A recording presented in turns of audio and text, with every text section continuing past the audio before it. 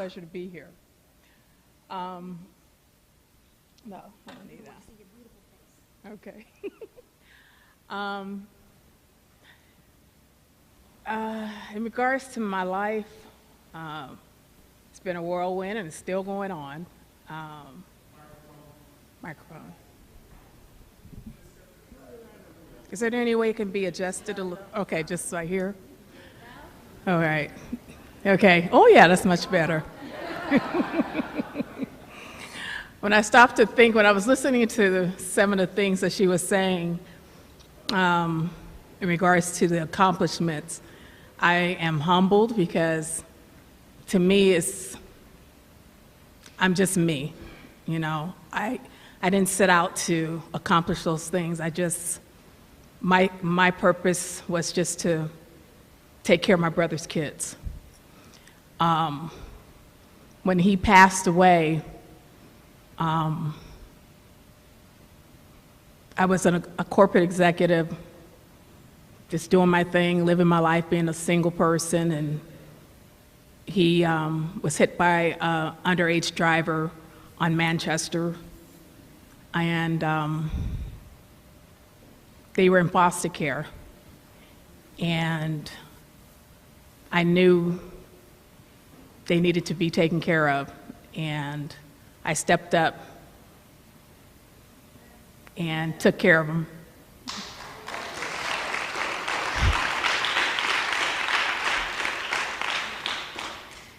And I was blessed of it because of that.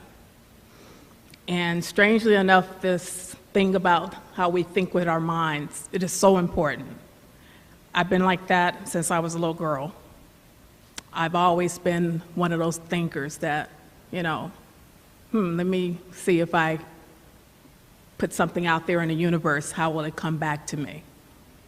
And it's always been an amazing journey. I'm still on that journey. I'm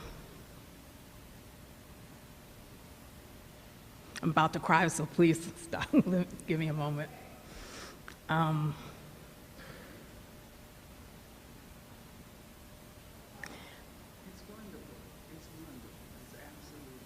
It is. It truly is. My manifesting the lottery, let's start with that. I do a lot of reading when it comes to the mind, because I believe that our minds are very powerful. As you think, so it is. Thank you so much.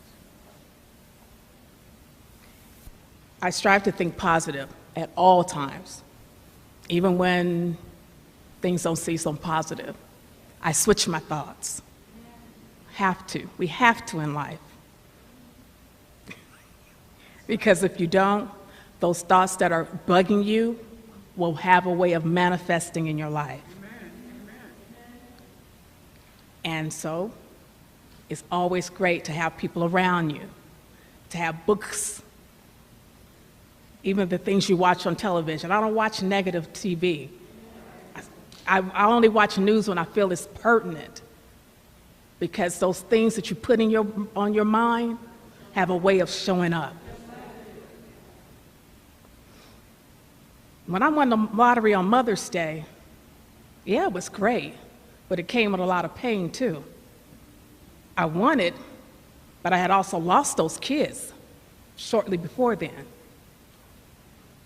Those kids were taken from me on April 3rd. I'll never forget that day, never forget it. Dealing with social services. I was dealing with the system with a woman who told me that I was not a great mom because these kids weren't going to school the way they were supposed to. They were afraid. They were afraid because of being in the system, going through what they were going through. But she said, your kids are too happy. They don't need to be on medication. They don't need this. They don't need that. Okay. So I got my kids taken from me on April 3rd. She said, they don't need medication. All right. I said my prayers. I chose not to curse the moment. Actually, I did curse. Let me be real. I was upset. And then I remembered that I wasn't going to be blessed. So I chose to forgive. I also chose to forgive my sister, who I thought was odd that she chose to show up on that same day from Vegas and laughed at me as she saw me in my pain, and I forgave her too. And on Mother's Day, yeah, I won it. And I didn't, God just provided it for me. It wasn't because I wanted to win the money so I could be wealthy. I wanted the money so I can get a good attorney to fight the system. That's what it was for.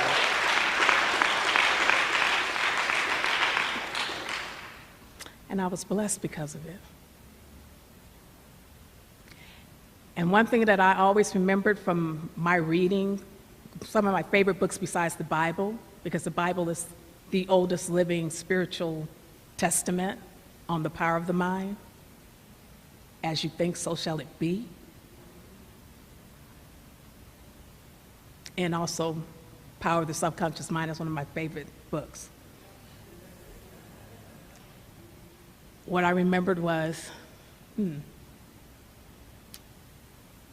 I have to be positive, have to stay in that mindset. So,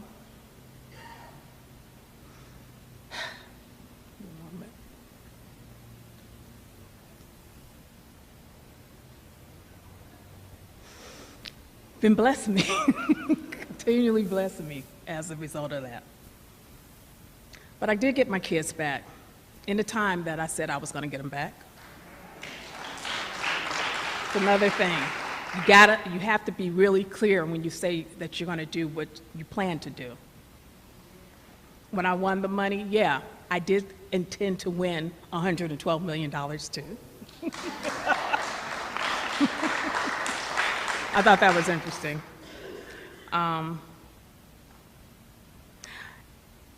Everything, what I've realized too in life is it comes to you when you say it and when you need it.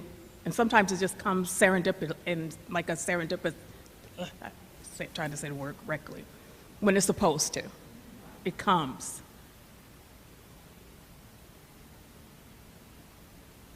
God always knows when we need things.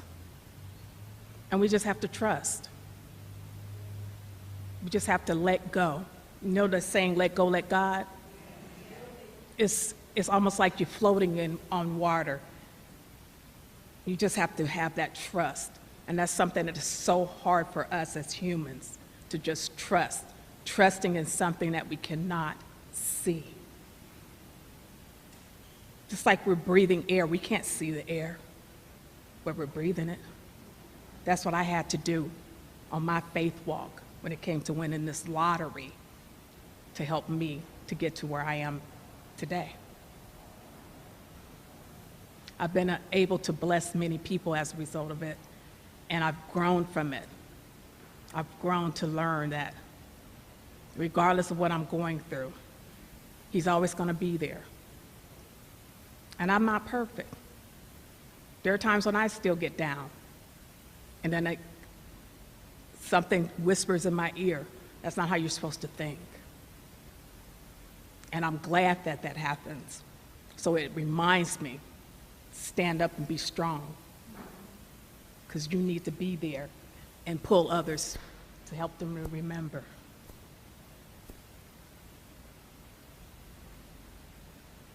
So my lesson in terms of manifesting, I visualize. I see it. I first see what it is that I want. I see it first. Because as you see it, so shall it be.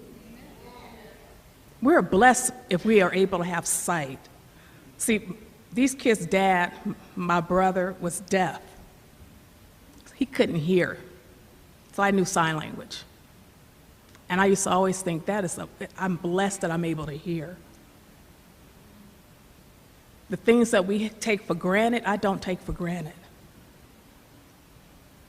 So visualizing, I visualize all the time. And as you visualize, I visualized all the time that I was going to be holding a check for $112 million written across it. I even visualized myself wearing my little favorite green top, which I don't know where in the heck it is now. It served its purpose. I wore it out, that's what happened. And I remember thinking, I'm going to wear that top, I'm going to hold that check, and I'm going to be so happy. Because that what you put your strongest feeling into has to manifest. It has to. Good or bad. So why not manifest your best? And that's what I strive to do all the time. And oddly enough, it's written in the Bible. These are things that I started realizing as I'm 50, I'll be 52 in a few months, that, wow, this is stuff my mom had been teaching me for years. All I had to do was look and see it. It would have changed things in my life. But I know it now.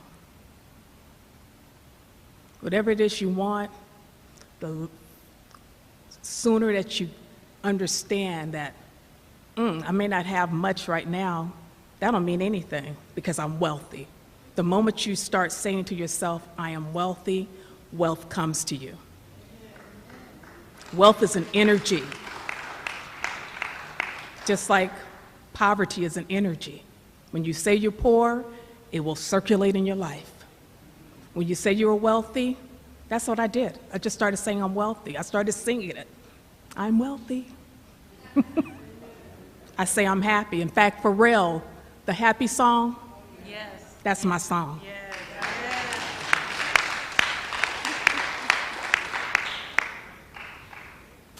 That was a song that I was singing to myself because I tend to, well, I'm going through certain things, and there are people who don't like the things I say universally, so they want to attack me. And I would sing this, I'm happy. And my husband heard it on the radio one day, because he would hear me sing that song. And he's like, "Hun, your song is on the radio." I was like, oh, wow, okay. So be careful, because depending on how powerful your spirit is, you can go out, the world can hear it and come back. But be positive, is my point. Strive to be positive, because what you put out will come back. Always. Even when you put out negative, it'll come back. So I always strive to be in the positive. And by the way, the social worker who said all these negative things apologized, because she realized she was wrong. Because I forgave her. The Bible says to forgive your enemies, to love them. You don't have to like them, but you do have to forgive if you expect to receive your blessings. It's the truth. Yep. And yes, it took a lot for me to do that too. So visualize, always speak things into the positive with positive energy, and you have to feel it strongly. And be your best, what do I call it, cheerleader.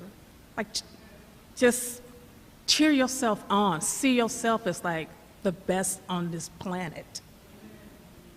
And don't hang around and have people around you that want to pull you down. Okay? Because they will do that. They will be there.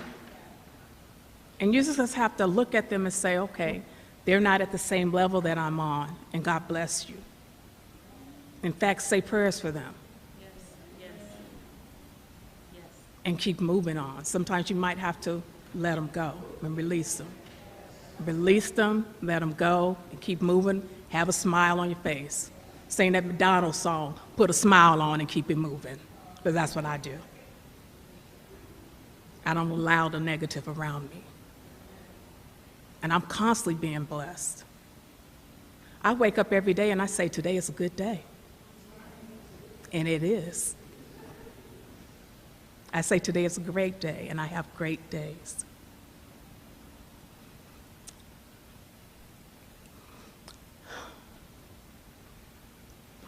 I'm constantly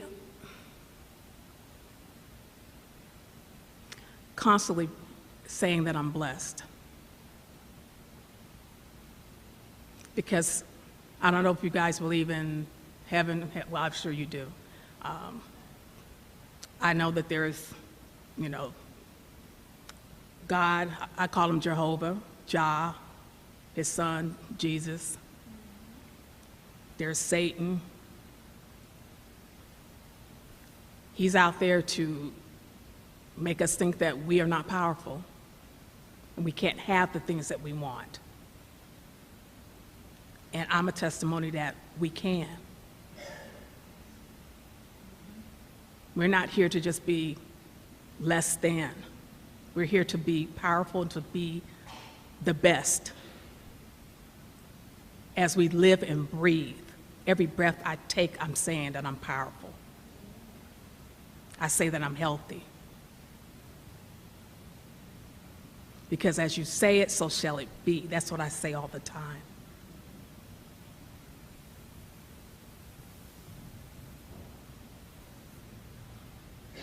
And God can only be in your life when you allow him to be in your life. And you will be tested. That's part of life. But the test starts to get a little less once you realize your power.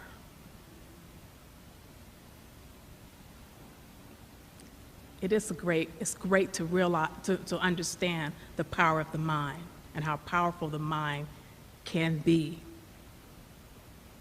when you are in this space of manifesting your will. It's awesome. It's awesome. Let me think.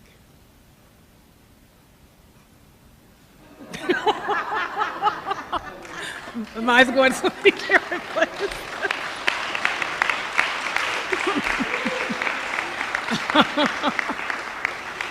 Oh my gosh. When I was living in Hawthorne, this is something I found was interesting. I can remember looking for a house, and my real estate agent was just I told her I wanted a house, foreclosed house in a particular part of Hawthorne that all the houses are going for about $500,000. I said, well, I only want a house for about $150,000. I needed this particular square foot. And she's like, oh, I'm not going to be able to find it. I said, yes, you will. She said, well, I'll see. I said, you'll find it. You'll find it in a few weeks. I'm kind of intuitive, too. And so, but I didn't tell her that. And so within a few weeks, she found the house. And she was scared to call me, but she called me and told me she found the house. And oddly enough, in that house, oh, thank you. The house had a book in there, because the man the man had passed away. He was an older gentleman that lived there. So there were some things left over in that house. And one of the books that I found in the garage had something to do with the dynamic power of your mind, of your subconscious mind or something like that. And I thought, this is interesting. I'm always constantly being reminded of the power of my mind. And yes, I did get the house at the price I wanted, which was nice. What you say is what you will receive. And I'm always telling my friends, if you say you want something for free, be that. Don't put it out there that, I'm going to, do this at this particular time when you really want it now. If you want something right now, say you want it now. Don't put it off into the future, because the mind hears you. And the subconscious mind doesn't take jokes. Don't joke with yourself. Don't say, oh, I'm so stupid, because all of a sudden you start being stupid. I say to myself, I'm the most brilliant person on the planet. Because what you say up here is what your mind believes. Yes. So we have to be careful of what we say. If you're in the entertainment business and you want to be, you have to be that person who say, I'm the next star, whatever. Because if you don't, and you listen to other people telling you that you're not someone important, and I think everyone is important. We all have a role. You just have to choose what you want to be. And you have to choose, though. You have to make the choice. No one else can make the choice for you. Because the mind will open those doors for you. And so will spirit. Our minds are so powerful. That's how God created us. You say, I'm just saying, you know, what do you think if you don't have to do that? I'm like, quit playing with me, you know. My dad loves playing. And he's like, oh, okay. He said, what if you have all the money you need? I'm like, I'm just waiting for him to tell me, okay? And he did finally. And I felt the relief. But yeah, you know, it was just such a great feeling. But this is something that I already kind of knew, but just going through it, the hows of it. And that's another thing, too. When you want to manifest something, don't ask how. Just put it out there. Don't ask how it's going to happen. Like for me, I had several ways of bringing wealth in. That just happened to be one of them. But I had other ways of bringing money into my life. Did I answer your question? Okay. Yes. Hi. So I have a question. With all of this newfound freedom and wealth, is it easy deciding what to do with it? At first it wasn't. I was like a kid in a candy store after I got them. When you do manifest the wealth that you want, what I say to people, especially when I do interviews, is be prepared. In fact, what I started doing before the money came was talking to financial advisors. Get in good with wealth, which means study wealth. Study wealthy people. And because wealth will stay around you when you say you're wealthy. Talk to lawyers, talk to other people if you have people around you who are wealthy, but make friends with wealth. It's important. And be comfortable with it. If you're uncomfortable with wealth, it won't stay. It'll leave you. It's an energy. It is definitely an energy. Hi. Hi. My question is, before you got the children, before your brother was killed, was there a consciousness within you that was already in action in the consciousness of what you're living now? In other words, had you paved the way before any of this ever really happened? Because I think there are many times seeds have been planted for our future long before it comes into manifestation. So do you remember your consciousness when you were a child, when you were coming up, how you felt about children, period, you know, what you would ever do if something should happen to anybody in your family?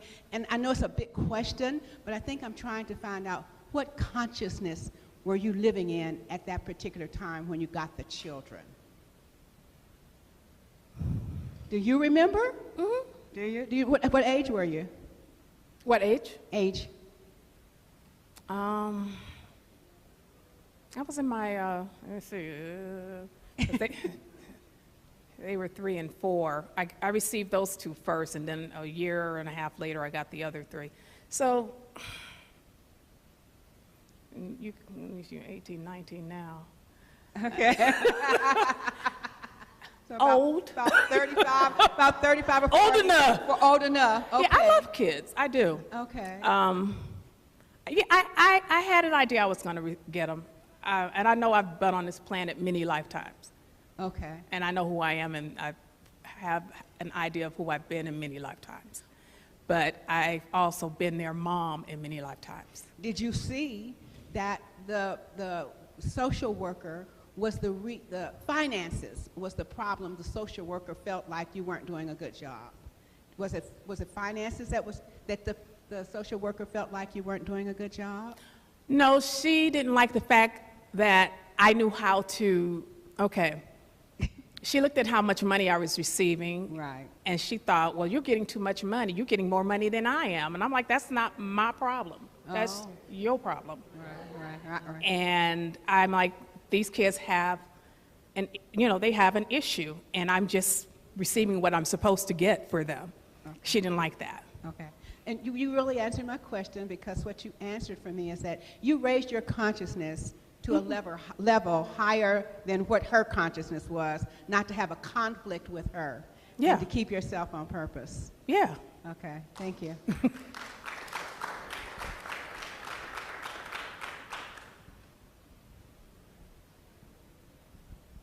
To piggyback what Tommy had said, just kind of to piggyback what Tommy was saying, in a sense, how did you help the kids cope with the loss of a father? How did you help them cope with the loss of a father? How did I help you guys cope? Thank you. I loved them as much as any person could. I gave them the best that I could with what we had. When they would ask for things, if I had it to give, I would do it. And if not, I would say, well, not yet, but give me a moment, we'll make it happen. And it would happen.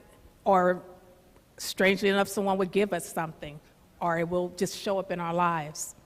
I always stayed in the positive to make sure that we would have the things that they would want. And we would sing and dance a lot. We love music. And I like having fun. It keeps you young, So. I'm going to help her answer your question. She never lied to them. That too. She always told them the truth. Yeah. Yeah, because lying is a bad vibration. It ages you, it makes you, it gets in your soul and takes from you.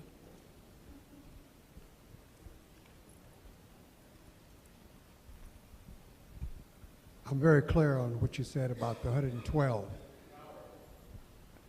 I'm very clear that you manifested that 112 by the visualization. My question is, how did you duplicate it? I understand you won the lottery twice. Is that correct? I didn't, Did you win twice? Did I win twice? Mm-hmm. No, but I'm about to win again. Okay. Thank you for reminding me.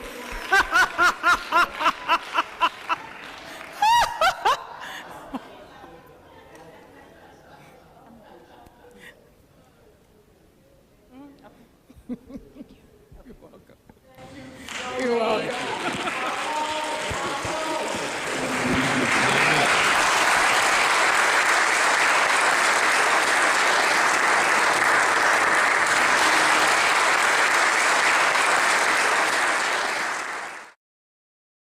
Cynthia, you're smiling broadly, and why shouldn't you be? You are one of the richest women in America. And also the reason you might be smiling is that unlike so many lottery winners, you've managed to hang on to your cash. How have you achieved this double miracle? Prayer. Simple as that, the power of prayer. Yes. Obviously, it's always good to have a good financial advisor, too. Yeah, well, we're going to come to more on how you managed to do this. Let's go back to when you won, because it was 2007. You'd had a pretty tough few years before. You became a foster mother to 5 nieces and nephews when your brother was tragically killed by a drunk driver, and you were really struggling. And then everything changed. You won $112 million in a California Mega Million lottery. That moment you knew you'd won, where were you and how did you hear? I was having lunch with the kids, and I heard kind of secondhand through my dad. He had told me that I should probably check it because I didn't even check the numbers. And decided after a few days maybe I should. And it was us. I love how happy you are. So many lottery winners end up miserable. You seem like one of the happiest people I've ever interviewed. I choose to be happy. It's definitely a choice. Now, for all those lottery contestants out there, obviously this huge amount of money tonight, somebody may walk away with $500 million nearly. What is the best advice you would give them? Obviously, you've done incredibly well to not squander the money, and you've done so much work for charity. You're one of the biggest philanthropists in America now. What is the advice you would give for people to win the lottery and stay happy? I would tell them to live their life. Definitely, it would put them in a position to be charitable. That is a great thing to do because it also brings that same energy back to you. I'm a believer, as you give, so shall you receive. So giving definitely helps. But also get a really good tax attorney and financial advisor. Someone that is reputable, that can help guide you along the way. Because it's going to change your tax bracket. It's going to change your life. And so you need to be prepared for those things too. Well, listen, it's so good to speak to you and so nice to see somebody who's so happy, because you keep hearing these terrible stories about lottery winners whose lives end up miserable. Yours clearly has had the complete opposite effect. And Cynthia, congratulations belatedly for the win and for managing to do so well with it. It's a great inspiration to anyone tonight who may suddenly become a billionaire. That's my goal. Oh, one last question. Have you bought a ticket for tonight? Not yet. Not yet. I think I'm going to let one of my kids go buy it for it.